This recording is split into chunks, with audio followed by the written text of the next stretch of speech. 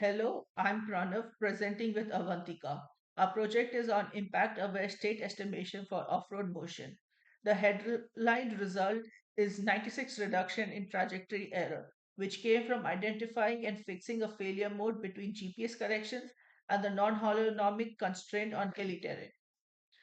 Off-road state estimation is typical because GPS IMA filter faces impacts, wheel bounce, and steep slopes, so their smooth noise assumptions break down. More importantly, we found that the standard non-holonomic constraint, which works well on flat roads, can actually destabilize GPS fusion on hills. So this is why the baseline on the road dataset gives about 6.3 meters mean 80, which is too large for autonomy.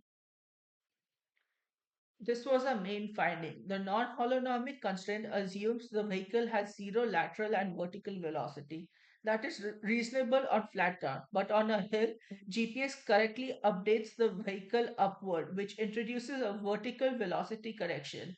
Then, almost immediately, the hard NHC forces that vertical velocity back to zero. So, GPS pushes the estimate up. NHC cancels it, and the filter keeps oscillating.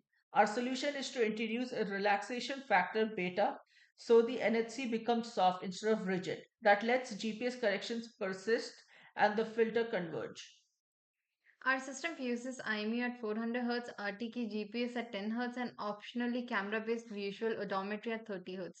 The core estimator is a right invariant TK, which is well suited for large rotations because its error dynamics remain consistent during the aggressive off road motion.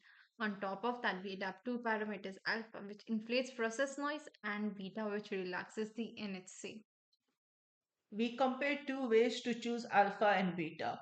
The first is NEKF plus jerk, a simple heuristic based on jerk magnitude. It requires no training, but on road, the terrain is so rough that it stays saturated almost the whole time. The second is NEKF plus LSTM, which uses short windows of IMU data to predict alpha and beta. Its advantage is that it can distinguish between peak impact and partial recovery instead of treating the whole sequence as equally rough.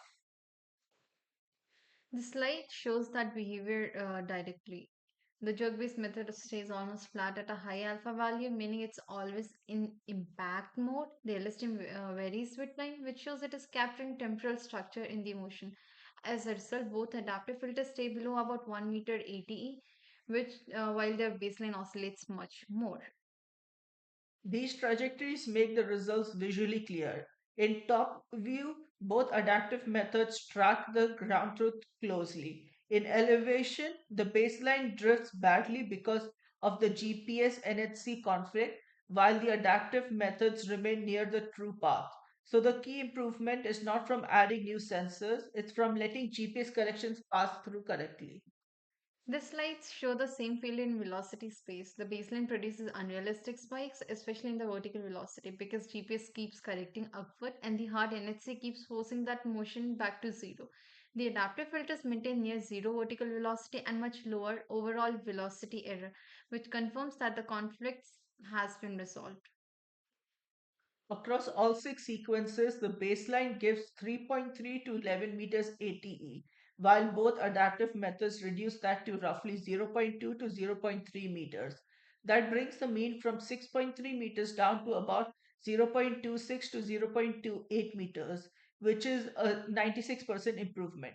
The LSTM also gives the best RPE on 5 of 6 sequences, suggesting it captures local motion better than the heuristic. This slide shows that the improvement is consistent over time, not just an average effect. The baseline oscillates throughout the sequence while both adaptive methods stay low from the first GPS updates onward. That supports our claim that the main issue is the GPS and its interaction, not long term drift. So the key takeaway is simple. We reduced mean ATE by 96%, improved speed estimation by about 95%, and greatly reduced heading error on the hardest sequences.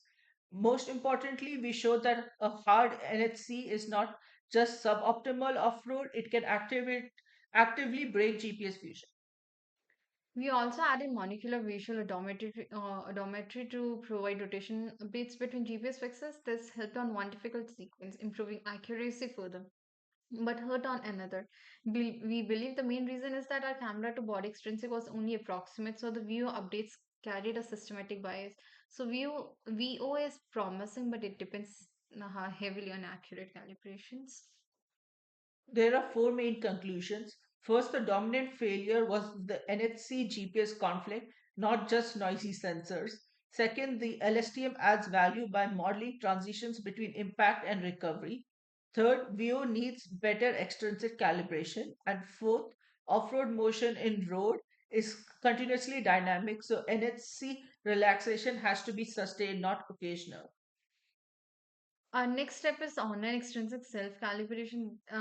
The idea is to estimate the camera to body rotation jointly with the navigation state, so VO becomes consistently helpful instead of sequence dependent. We also want to replace jerk-based labels with terrain-aware labels, so adaptation reflects geometry as well as impact intensity. Okay, so thank you.